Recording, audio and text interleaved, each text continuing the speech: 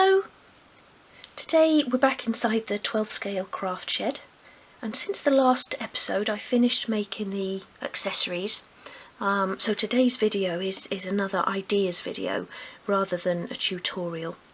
I've put together a selection of photos to show you what I've added, and hopefully you'll take a few of those ideas and add them to your own project, either your craft shed or maybe another project you've got going that the accessory would fit into. I've done a photo tutorial for the little plant that you can see there and the little boat on the window ledge, and that little boat I've actually got one in my full-size craft room, so that's why I put that there. The technique for the plant, I just have to point out, isn't mine. I found that many years ago in a magazine or even a book, and I'm sure you've probably all seen it somewhere as well, using the sort of florist tape to make the leaves there, but I'll just show you how I did that. There were a few other things that I wanted to add, but I think you need to know when to stop with this sort of project. I didn't want to fill every single sort of area on the worktop there. I want people to look in and sort of look at all the individual pieces, and I think when you put too much in, you're in danger of people just sort of seeing a clutter, a mess, and they don't sort of see then the individual details. So knowing when to stop, I think, is all part of the skill as well.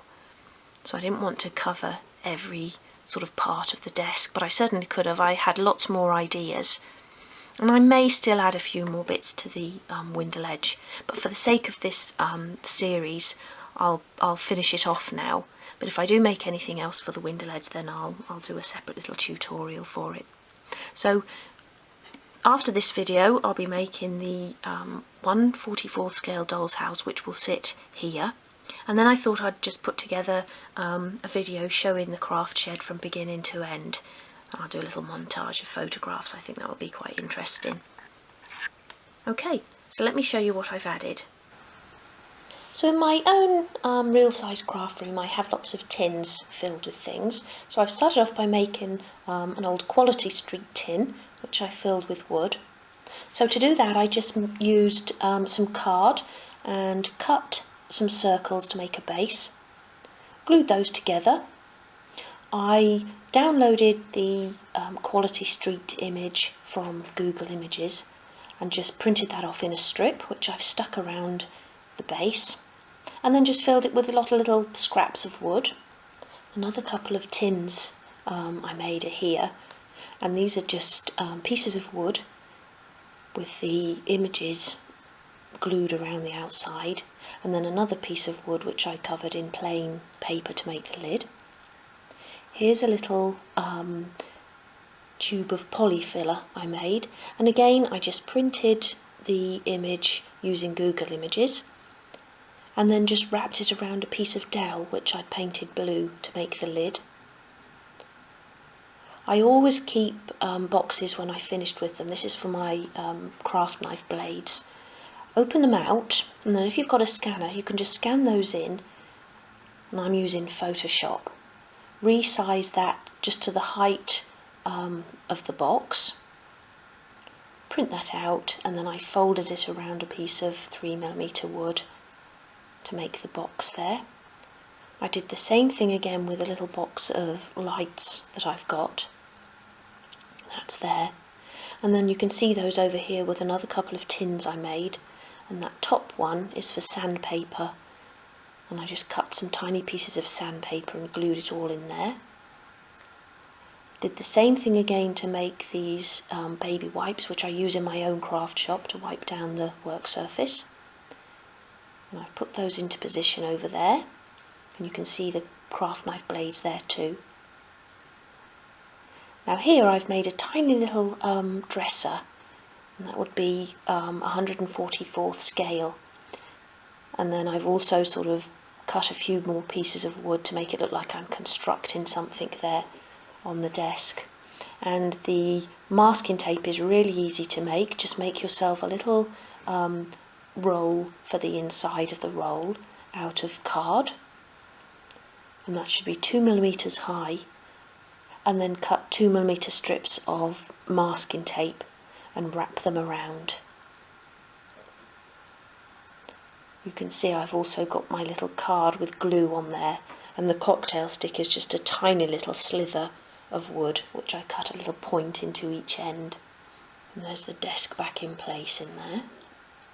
And then I wanted to do a little mug with some wood strips in it. So I've got this little silver mug here, which I've painted using white enamel, and I'm using a cocktail stick there to hold it on while I paint it. I've just put a bit of glue on the end of the cocktail stick and put it inside the cup. I've added a bit of blue there on the handle and around the edge, and then I just stuck it to dry in a sponge. Good way of sort of supporting things whilst they dry. And then I wanted the dowel strips to be quite thin, so I took a piece of 0.8mm wood and sanded it down so it's quite thin, and then just cut some strips from it and then glued them into the bottom of the cup there. And there it is in place. I also copied some pastels and pencil boxes that I've got and downsized those to 1/12 scale. And there they are in a little pile on the desk. And then made another couple of pieces of furniture here, a little table. And there you can see the pieces that I've cut, very, very basic. And there's the legs and the top there. And there's the little table.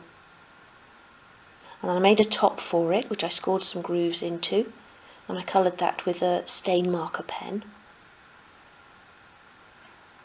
Pieces here for a bookcase. Again, just keep it really simple. And there's the bookcase, which I painted blue, and there are the pieces there on the painting sheet. Now to make the little boat, which I sit in the window ledge, just cut a little scrap of wood there, about 10mm long, 3/4 of an inch. Cut a diagonal at each end. Drill a hole in the centre at the top. And then to make the mast I used a white paper clip, which I cut to size and then glued into the hole with super glue. Cut a piece of card to make the sails, and then I've covered them in fabric, but you could just use coloured card. And I wanted both sides to be covered because the other side can be seen out of the window of the shed, so I've covered both sides in fabric. Whilst that was drying, I painted the boat using white, and then I've trimmed the fabric to shape, and then I've glued it to the paper clip, and that's the back there that will be showing out of the window, and there's the correct side, and there it is in place. And then to make the little plant, and I must just stress again, this isn't my technique. I didn't invent this technique, I learned it from a magazine or a book. And I'm using florist tape for this, and florist wire, and the finest gauge you can find. I'm not sure if this was a 24 or a 26, and as the numbers get higher the gauge becomes thinner, the wire becomes thinner. So the thinnest you can find. And then cut a piece of tape, probably about 1 inch long, 25mm long. Apply glue, and obviously that size depends on the size of the leaves you want. And then just fold that around the top of the wire. And I've done 10 of those. And leave them to dry. And then the pot I'm going to use is a pot that I show you how to make in my book, Making Doll's House Miniatures in 1/12 scale, and it's just made from quilling paper, but it's a really effective way of making little flower pots. I'm using plasticine to sort of stick the wires into, so just take a tiny little bit of that and push it into the pot, and then level off the top. And for the earth I'm using this scenic earth scatter, but you could use tea leaves. So tip some out onto your work surface, and then just press the plasticine down into it to cover. And then you want, once the leaves have dried, you want to trim them into a nice shape. And then I start by using a dressmaking pin just to make holes into the plasticine, just because the floral wire isn't very strong, so as you try and push it in it will just bend. So make the holes first, and then you can start just popping the leaves in. You need to trim your wire down to the height of your pot. There they're all in place. And then to make it look more realistic, sort of fold them over, make the ends of the leaves stick up. And there's the plant pot on the window ledge. And then I also did a little pot of lavender. And again, I show you how to do this in the Making Dolls House Miniatures in 1/12 scale. And for the lavender, I used this Flower Soft, which is wonderful, and it comes in all sorts of colours. Just search on Google for Flower Soft and you'll find somebody who sells that. And then to finish off the top of the filing cabinet, I just made another couple of little boxes. And I've done a little book at the back there. I showed you how to do that in an earlier episode. And then I've just put a few cottons on there. I normally have things like that laying about in my craft shop, so they're on there. And then I've actually glued the filing cabinet into place.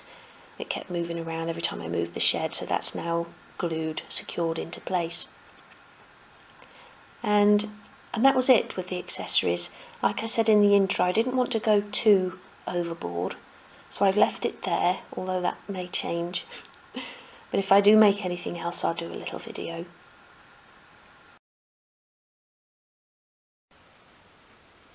I hope you've enjoyed this video. If so, please do give it a thumbs up, that would be appreciated. And if you haven't already done so, please subscribe to the channel as well, as there's lots more to come. But for now, thank you for watching, and I hope to see you again soon.